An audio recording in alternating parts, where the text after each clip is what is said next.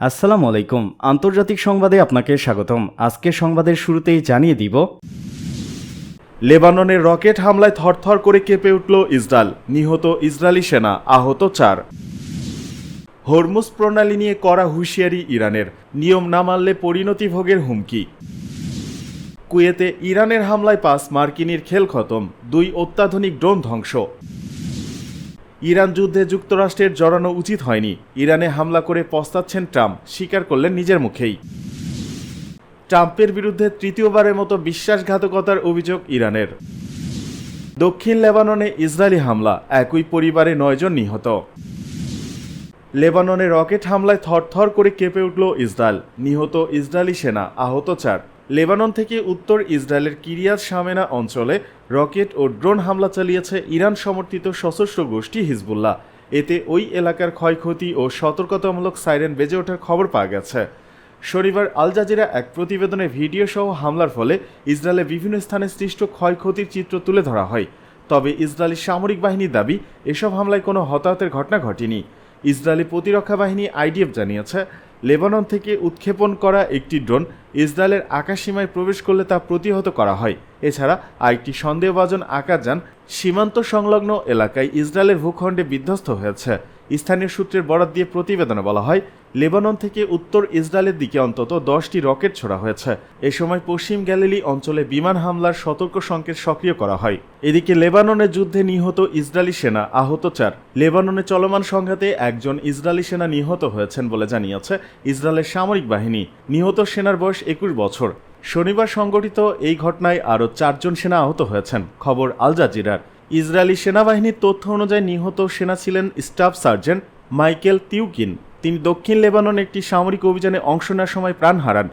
একই ঘটনায় আহত 4 জন সেনার অবস্থা তুলনামূলকভাবে হালকা বলে জানানো হয়েছে।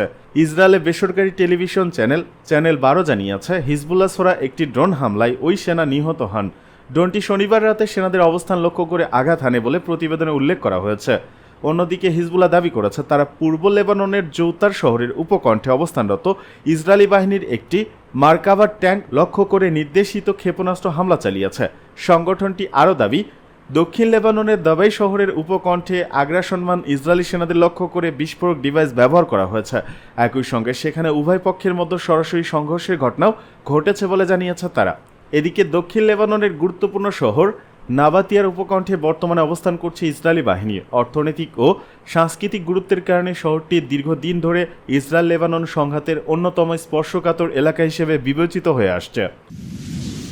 এদিকে হরমুজ প্রণালী নিয়ে কড়া হুঁশিয়ারি ইরানের, নিয়ম না মানলে পরিণতি ভোগের হুমকি। কৌশলগতভাবে অত্যন্ত গুরুত্বপূর্ণ হরমুজ প্রণালীতে নিজেদের পূর্ণ নিয়ন্ত্রণের কথা পুনর্ব্যক্ত করে চরম হুঁশিয়ারি বার্তা দিয়েছে ইরান। তেহরানের পক্ষ থেকে সাফ জানিয়ে দেওয়া হয়েছে, এই গুরুত্বপূর্ণ জলপথ দিয়ে যাতায়াতকারী সমস্ত বাণিজ্যিক ও সামরিক জাহাজকে অবশ্যই নির্ধারিত নিয়মকানুন মেনে চলতে হবে, অন্যথায় এর জন্য পরিণতি ভোগ করতে হবে। ইরানের রাষ্ট্রীয় গণমাধ্যমে প্রকাশিত এক বিবৃতিতে দেশটির খাতাম আল আম্বিয়া সেন্টার হেডকোয়ার্টার জানিয়েছে, ইসলামিক প্রজাতন্ত্র ইরানের সশস্ত্র বাহিনী সম্পূর্ণ কর্তৃত্বের সাথে হরমুজ প্রণালী পরিচালনা করছে। বিবৃতিতে আরও বলা হয়েছে, সমস্ত বাণিজ্যিক জাহাজ এবং জ্বালানি তেলবাহী ট্যাঙ্কারকে কেবল নির্ধারিত রুট ব্যবহার করতে হবে। একই সাথে এই জলপথ দিয়ে যাওয়ার সময় ইরানের ইসলামী বিপ্লবী গার্ড কর্পস আইআরজিসি এর নৌবাহিনীর কাছ থেকে আগাম অনুমতি নেওয়া বাধ্যতামূলক।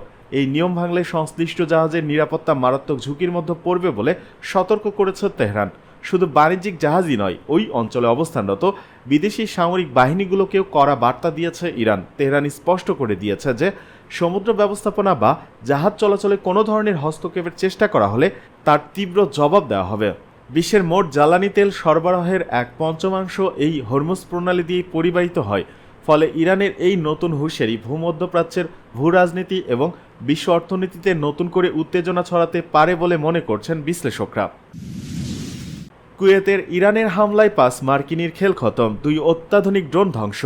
কুয়েতে একটি মার্কিন ঘাঁটিতে ইরানের ব্যালিস্টিক ক্ষেপণাস্ত্র হামলায় অন্তত 5 জন মার্কিন নাগরিক আহত হয়েছেন। একই সঙ্গে মার্কিন বিমান বাহিনীর 2টি অত্যন্ত ব্যয়বহুল ও অত্যাধুনিক MQ-9 রিপার ড্রোন ধ্বংস বা গুরুতর ক্ষতিগ্রস্ত হয়েছে।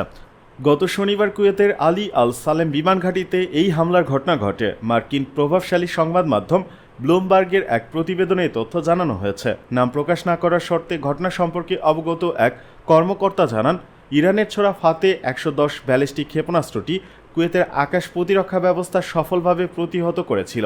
তবে ক্ষেপণাস্ত্রটির ধ্বংসাবশেষ সরাসরি আলী আল সালেম বিমানঘাঁটির ওপর এসে পড়ে। এতে সেখানে থাকা কয়েকজন মার্কিন কর্মী আহত হন এবং ড্রোন দুটি বিধ্বস্ত হয়। কোটি কোটি ডলারের ড্রোন ধ্বংস, আহত 5।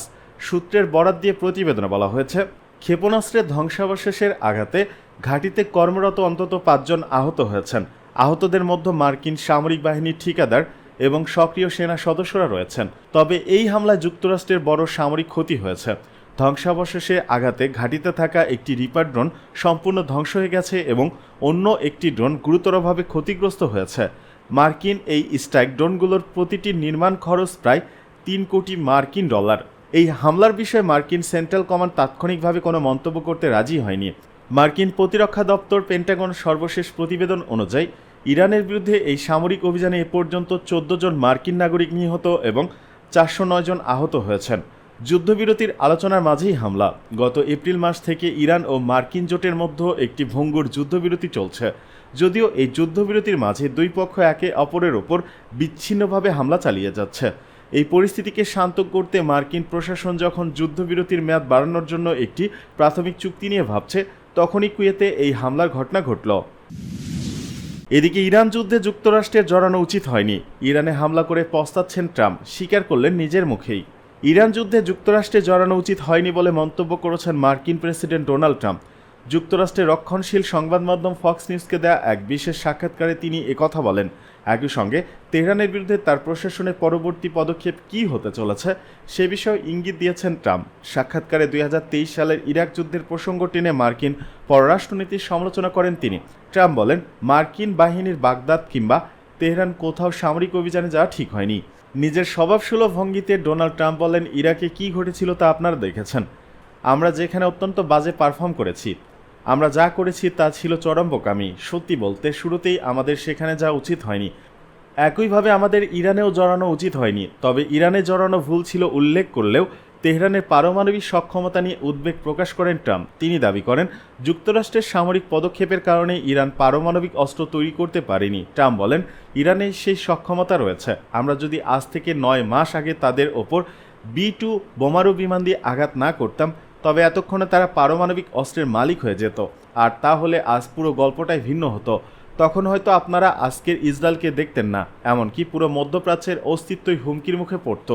এরপর তারা যে কোথায় গিয়ে থামতো কে জানেন। সাক্ষাৎকারের এক পর্যায়ে মার্কিন প্রেসিডেন্ট এক চাঞ্চল্যকর দাবি করেন। তিনি জানান, মার্কিন সামরিক বাহিনী ইরানের সামরিক লক্ষ্যবস্তু বানায়নি, বরং সচেতনভাবেই তাদের রেহাই দিয়েছে। এর ব্যাখ্যায় ট্রাম্প বলেন, আমরা ইরানের সামরিক বাহিনীকে এক প্রকার ছেড়েই দিয়েছি, কারণ আমাদের মনে হয়েছে তাদের সামরিক বাহিনী তুলনামূলকভাবে কিছুটা সহনশীল। তবে সেখানে অন্যান্য কিছু পক্ষ রয়েছে যারা চরমপন্থী। আমরা কেবল তাদেরই নিশানা করেছি। আমরা ইরানের নেতৃত্বের বিভিন্ন স্তরকে খতম করেছি, কিন্তু তাদের সামরিক বাহিনীকে স্পর্শ করিনি। প্রেসিডেন্ট ট্রাম্প আরও যোগ করেন, আমার এই কথা শুনলে মানুষ হয়তো অবাক হবে, কিন্তু অতীতে এমন অনেক যুদ্ধ হয়েছে যেখানে প্রতিপক্ষের সব কিছু একেবারে গুড়িয়ে দেওয়ার ভুল সিদ্ধান্ত নেওয়া হয়েছিল, যার ফলে একটি দেশ পরবর্তী 40 বছরেও আর ঘুরে দাঁড়াতে পারে না। আমরা সেই ভুল করতে চাইনি। ট্রাম্পের বিরুদ্ধে তৃতীয়বারের মতো বিশ্বাসঘাতকতার অভিযোগ ইরানের। যুক্তরাষ্ট্রের প্রেসিডেন্ট ডোনাল্ড ট্রাম্পের বিরুদ্ধে তৃতীয়বারের মতো কূটনৈতিক বিশ্বাসঘাতকতা বা কূটনীতির সাথে প্রতারণার অভিযোগ তুলেছে ইরান। দেশটির সর্বোচ্চ নেতা আয়াতুল্লাহ আলী খামেনির অন্যতম শীর্ষ উপদেষ্টা মহসেন রেজাই এই তীব্র সমালোচনা করেছেন। তেহরানের এক্সপিডিয়েন্সি কাউন্সিলের সদস্য এবং ইসলামিক রেভলিউশনারি গার্ড কর্পস IRGCর সাবেক এই কমান্ডার সামাজিক যোগাযোগ মাধ্যম এক্সে দেয়া এক পোস্টে ট্রাম্পের আলোচনার সদিচ্ছা নিয়ে গভীর সংশয় প্রকাশ করেন।